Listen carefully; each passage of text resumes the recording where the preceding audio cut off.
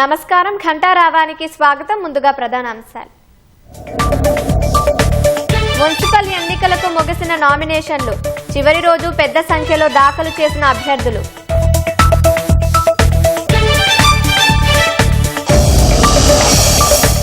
తెలుగు రాష్ట్రాల మధ్య నదీ జలాల వివాదాలపై కేంద్ర కమిటీ భేటీ.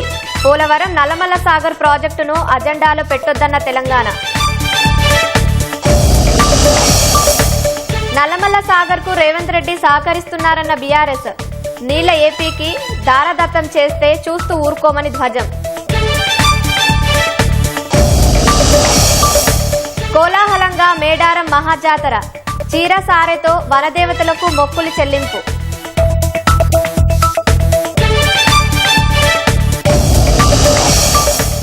అజిత్ పవార్ మృతితో మహారాష్ట్రలో అనూహ్య పరిణామాలు.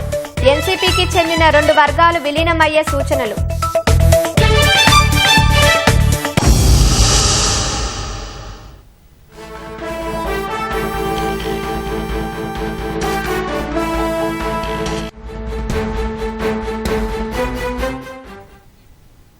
తెలుగు రాష్ట్రాల మధ్య నదీ జలాల వివాదాలపై ఏర్పాటైన కమిటీ సమావేశం ఢిల్లీలో ముగిసింది.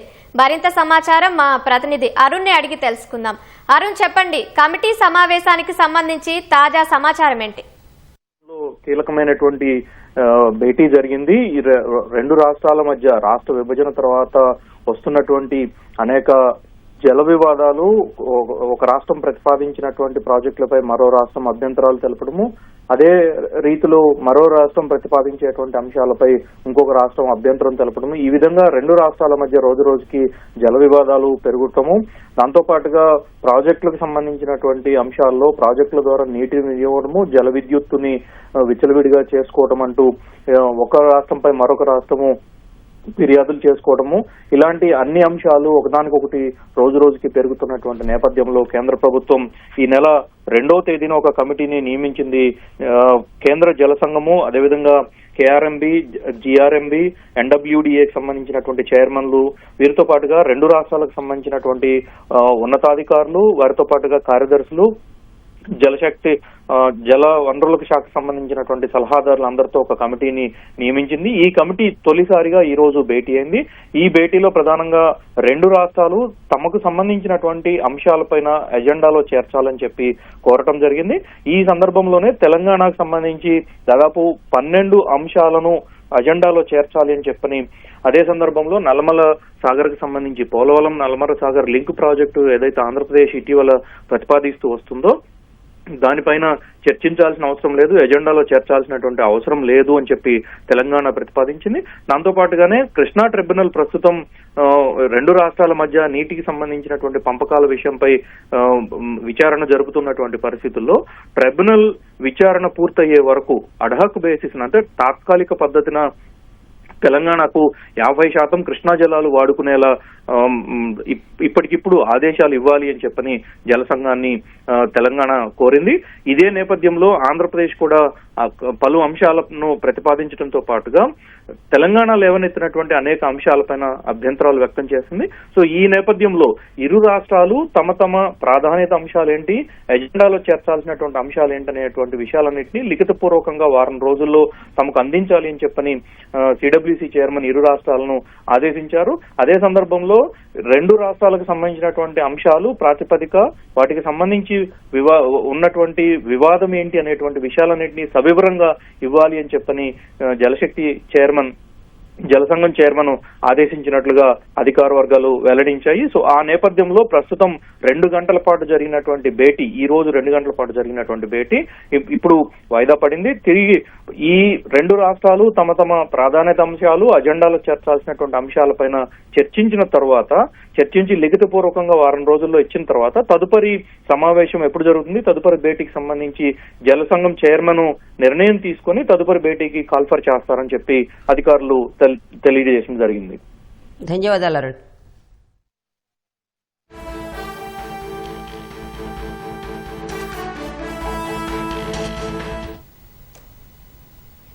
నల్లమల్ల సాగర్ డిపిఆర్ తయారీ సహా అనుమతుల ప్రక్రియను ఆపితేనే కేంద్ర కమిటీ సమావేశానికి వస్తామని చెప్పి ఇవాళ ఎందుకు హాజరవుతున్నారని మాజీ మంత్రి బీఆర్ఎస్ శాసనసభ పక్ష ఉపనేత హరీష్ రావు ప్రశ్నించారు. ప్రక్రియ ఆపామని కేంద్రం ఏపీ హామీ ఇచ్చాయా అని అడిగిన ఆయన హామీ ఉంటే ఆ లేఖలు బయట పెట్టాలని డిమాండ్ చేశారు. ఏపీ ఒత్తిడితో కేంద్రం నిర్వహిస్తున్న సమావేశాన్ని బహిష్కరించాలని డిమాండ్ చేశారు.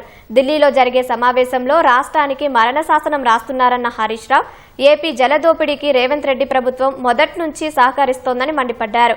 ఏపీ నల్లమల్ల సాగర్ పనులు కొనసాగిస్తున్న ఢిల్లీ సమావేశానికి ఎలా వెళ్తారని ప్రశ్నించారు. రాష్ట్రానికి అన్యాయం జరుగుతుంటే చూస్తూ ఊరుకోమని కేసీఆర్ నాయకత్వంలో పోరాటానికి శ్రీకారం చుడతామని తెలిపారు. ఈరోజు ఢిల్లీలో జరగబోతున్నటువంటి సమావేశం అది తెలంగాణకు మరణ శాసనం లాంటిది. పోలవరం నల్లమల్ల సాగర్ విషయంలో మొదటి నుంచి కూడా రేవంత్ రెడ్డి గారి ప్రభుత్వం ఒక ప్లాన్డ్ గా ఆంధ్రప్రదేశ్ ప్రభుత్వానికి సహకరిస్తూ వస్తుంది. గురుదక్షిణ చెల్లించుకునే ప్రయత్నం చేస్తున్నాడు. ఇవాళ ఢిల్లీలో జరిగే మీటింగ్ కూడా ఆంధ్రప్రదేశ్ ఒత్తిడితో కేంద్ర ప్రభుత్వం నిర్వహిస్తున్న మీటింగ్. ఇది పేరుకే జల వివాదాల మీటింగ్. ఎజెండా మాత్రం 200 టీఎంసీల గోదావరి నీళ్లను పోలవరం ద్వారా నల్లమల్ల సాగర్ కు రాయలసీమ ప్రాంతానికి తరలించేటువంటి ఒక కుట్ర జరుగుతా ఉంది. గద్దలపై వనదేవతలు అంతా కొలువుదీరడంతో మేడారంలో నిండు జాతర కొనసాగుతోంది. దర్శనాలకు భక్తులు పోటెత్తారు. వనదేవతల నామస్మరణతో మేడారం ప్రతిధ్వనిస్తోంది. మేడారం జాతర సందడిని మా ప్రతినిధి సతీష్ ప్రత్యక్ష ప్రసారం ద్వారా అందిస్తారు. కావ్య, వనదేవతల దర్శనానికి మొత్తం భక్తులంతా కూడా పోటెత్తారు. రాష్ట్ర నలుమూల నుంచే కాకుండా పొరుగు రాష్ట్రాల నుంచి పెద్ద సంఖ్యలో భక్తులు తరలి రావడంతో మేడారం జాతర ఎంతో అంగరంగ వైభవంగా జరుగుతుందనే చెప్పొచ్చు.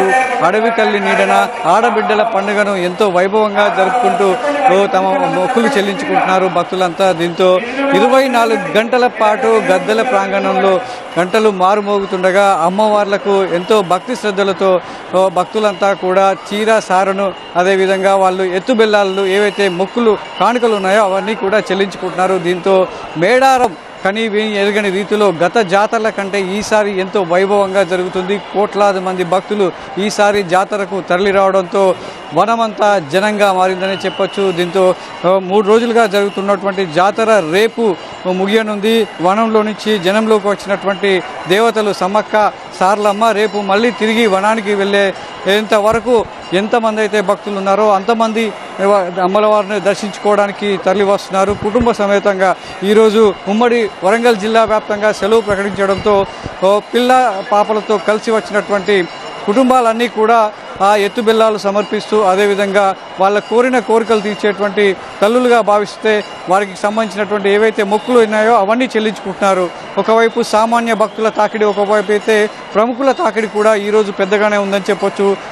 చాలామంది రాజకీయ వ్యాపార ప్రముఖులతో పాటు రాష్ట్ర గవర్నర్ కూడా అమ్మవార్లను దర్శించుకొని కానుకలు సమర్పించుకోవడం జరిగింది.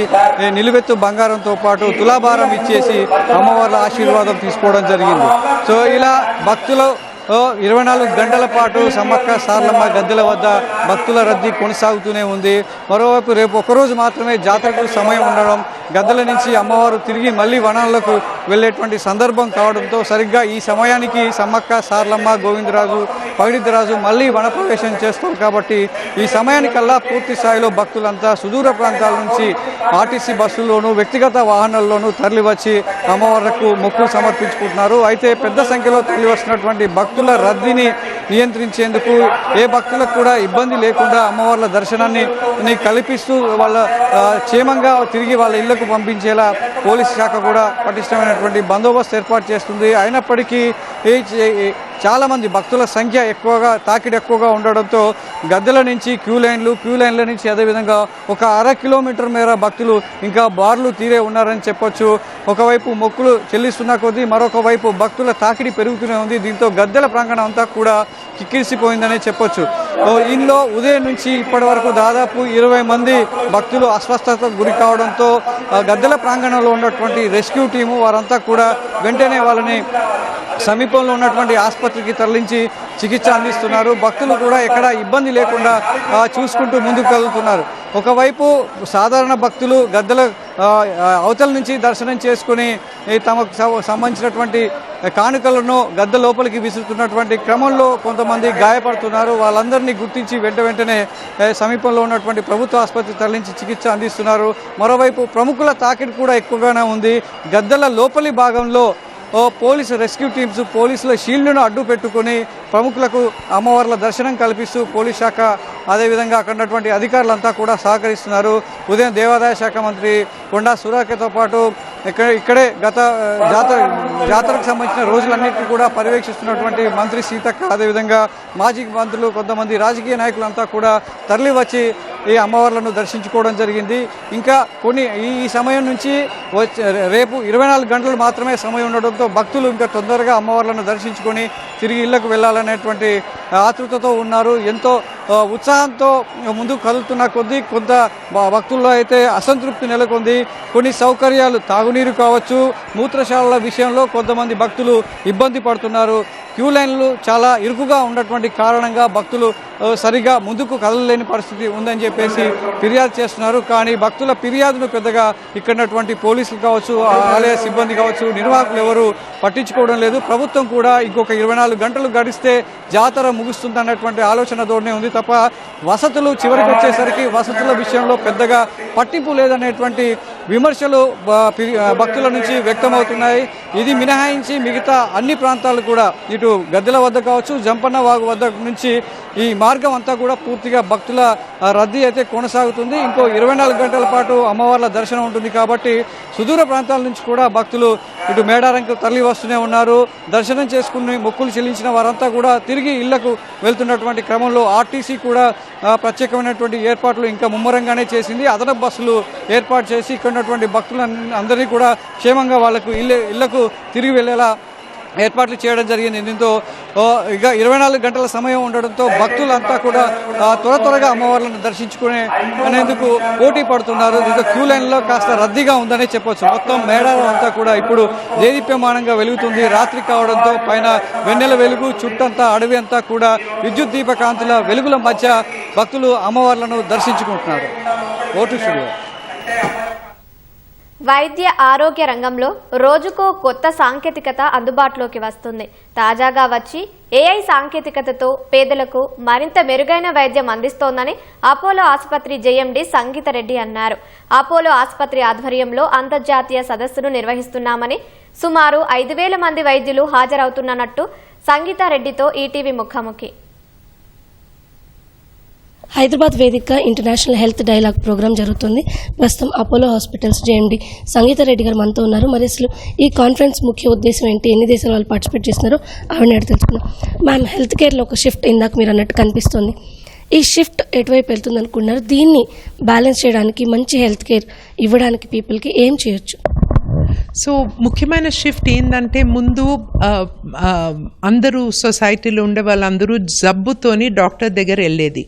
ఇప్పుడు 2 important shifts are happening.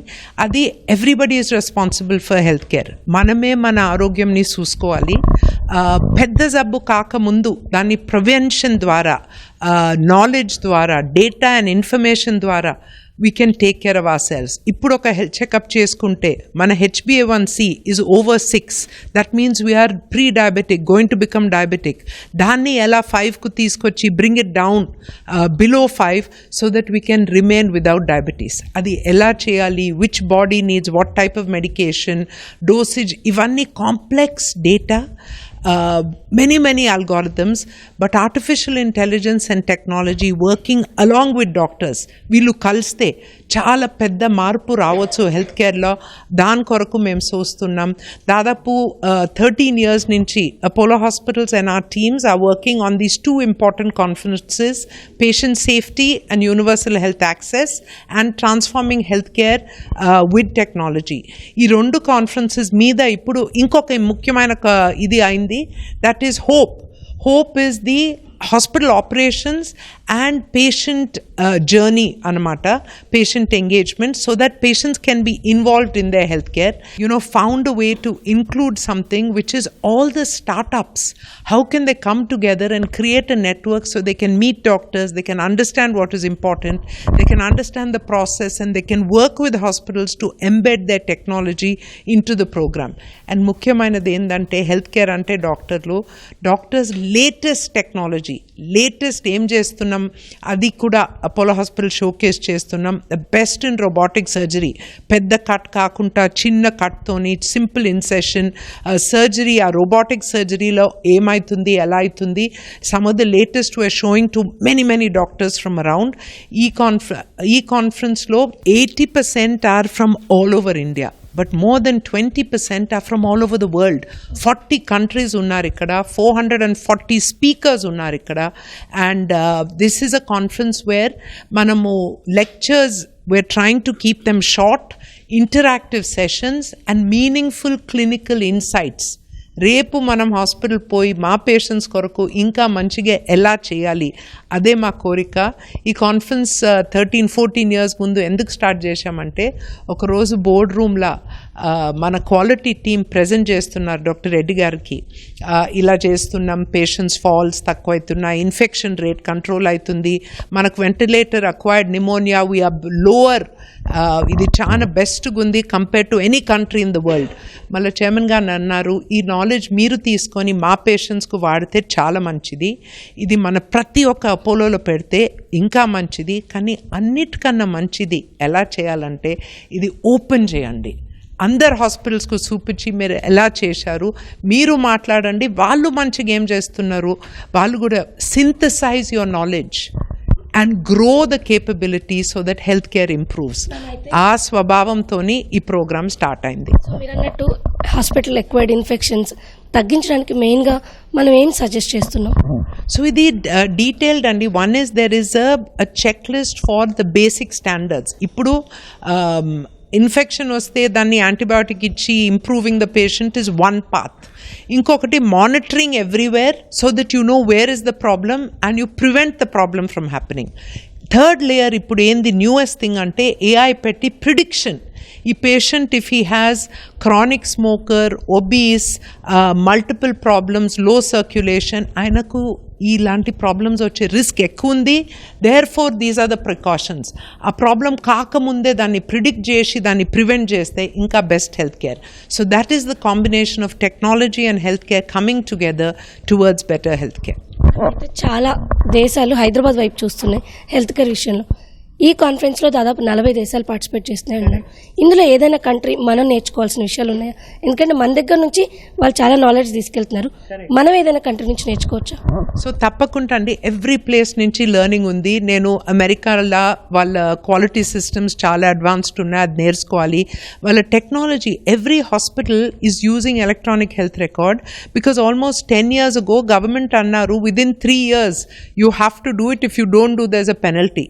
So ప్రతి ఒక్కరూ ఎలక్ట్రానిక్ హెల్త్ రికార్డ్, ఆ హెల్త్ రికార్డ్ ఉంటే ఆ డేటాని అనాలిసిస్ చేసి కంటిన్యూస్ ఇంప్రూవ్మెంట్, ఏఐ అల్గోరిథమ్స్ అవన్నీ చేయవచ్చు. Wonderful lecture by Sheba is from Israel. వాళ్ళు లేటెస్ట్ ఏం చేస్తున్నారు, in our program they are working along with technologist to build new solutions. దాదాపు approximately $3 billion worth of AI startups have come out of this one hospital system, and he gave the blueprint of design of hospital of the future, which I think there's a lot that we can learn from. Ila prati country nunchi UAE nunchi vacharu, vallu kuda chaala manchiga mental health lo em cheyala ani matladaru. Governance and government model for better health care, adi presentation ayindi. Inka next 1.5 days undi, so more knowledge will keep coming, but I think everybody has something to share. మన ఇండియాలో district హాస్పిటల్లో there is something good to share. So all our teams are saying, let us talk to each other and learn from each other. Manadi okkate this thing that everybody should have access to good healthcare. This is our chairman's motto, universal health access, and Apollo will work in every way. Partnership gaani, conferences gaani, technology gaani, staff training, skilling, nursing schools, medical university, ఏది చేయాలనో ఒక passion తోని ఒక commitment తోని మేము చేస్తూ ఉంటాం. One last question, మీరు అన్నారు డిజిటల్ రికార్డ్స్ని మెయింటైన్ చేయడం అని. ఇండియా లాంటి ఇంత ఎక్కువ పాపులేషన్ ఉన్న కంట్రీలో ఇది పాసిబుల్ అవుతుందని మీరు అనుకుంటున్నారా? అండ్ దీనికి ఏదైనా సొల్యూషన్ పర్మనెంట్గా మీరైనా సజెస్ట్ చేయాలనుకుంటున్నారా? ఓకే, తప్పకుండా మన ఇండియాలో మనం ఏం అనుకుంటే అది చేయగలుగుతామని ఆ బిలీఫ్ నాకు స్ట్రాంగ్గా ఉంది. Which country has UID? 1.4 billion పీపుల్కి ఒక ఐడి ఉంది, అది అన్ని కంట్రీలలో లేదు. Which country has the ability to say that we have a government sponsored insurance scheme and we have that data available with us. Inkoti UPI, digital payments, idi foreign country, western countries la leni digital infrastructure, idi chaana dura drishtitoni mana leadership approximately 10-12 years ago idea endante mana India ku highways, airports, roads, buildings, sewage system, housing avanni kattalante చాలా పైసలు అవుతాయి, చాలా time పడుతుంది. ఆ time అది అవుతుంటే సైడ్లో ఫాస్ట్గా మేము ఏం బిల్డ్ చేయగలుగుతాం, అది digital infrastructure, network and connectivity. So connectivity via phones, so 5G, everybody has a mobile phone. ఆ డిజిటల్ నెట్వర్క్ మీద digital network infrastructure which is the UPI and other payment systems as well as the data system of the individual. ఇలాంటి digital infrastructure తయారైంది, అందుకే we can do so much. Health care ఇంకొంచెం push ఇస్తే all of us can have a digital health record. Apollo మేము ఒకటి చేసినాం, which is besides the hospital లోపల electronic health record, but patient phone మీద వాళ్ళది personal health record. సో ఆ personal health record ద్వారా అపోలో 24/7 ద్వారా మేము మెసేజెస్ పుష్ చేయవచ్చు. What is your diet, what is the time for your checkup, are you checking your HbA1c, did you sleep enough?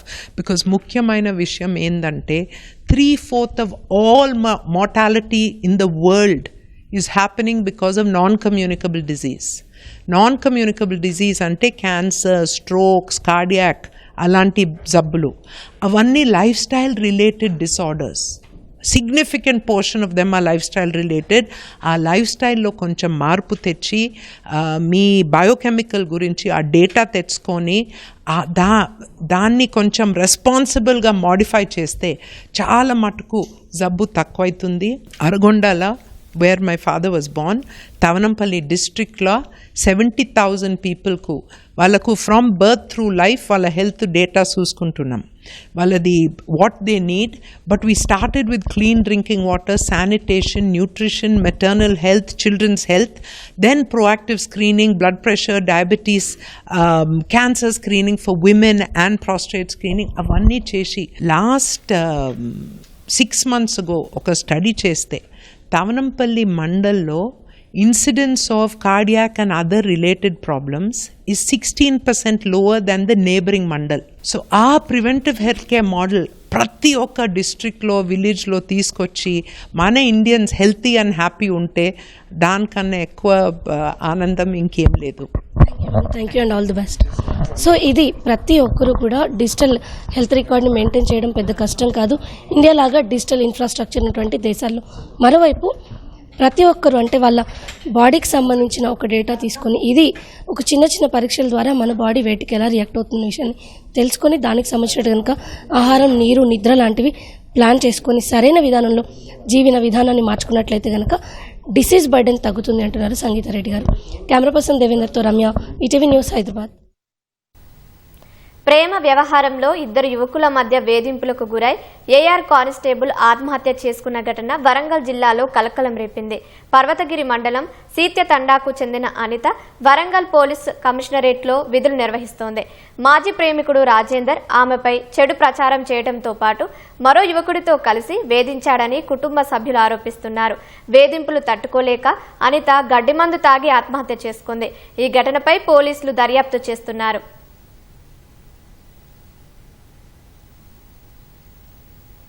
ఉప ముఖ్యమంత్రి అజిత్ పవార్ ఆకస్మిక మరణం తర్వాత మహారాష్ట్ర రాజకీయాల్లో అనూహ్య పరిణామాలు చోటు చేసుకుంటున్నాయి. ఎన్సీపీకి చెందిన 2 వర్గాలు విలీనమయ్యే సూచనలు కనిపిస్తున్నాయి. ఫిబ్రవరి 2వ వారంలో దీనిపై అధికారిక ప్రకటన వెలువడే అవకాశం ఉన్నట్లు జాతీయ మీడియాలో జోరుగా ప్రచారం సాగుతోంది.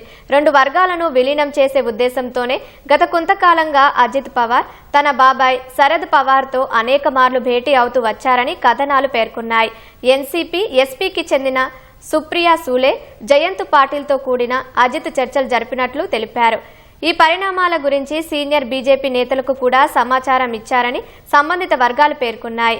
అజిత్ దుర్మరణంతో ఇప్పుడు ఆ పార్టీ బాధ్యతలు చేపట్టే అవకాశాలున్న వారికి జాబితాలో శరద్ పవార్తో పాటు అజిత్ సతీమణి సునేత్ర పవార్, సుప్రియా సూలే, అజిత్ వర్గానికి చెందిన ప్రఫుల్ పటేల్ ఉన్నట్లు తెలుస్తోంది.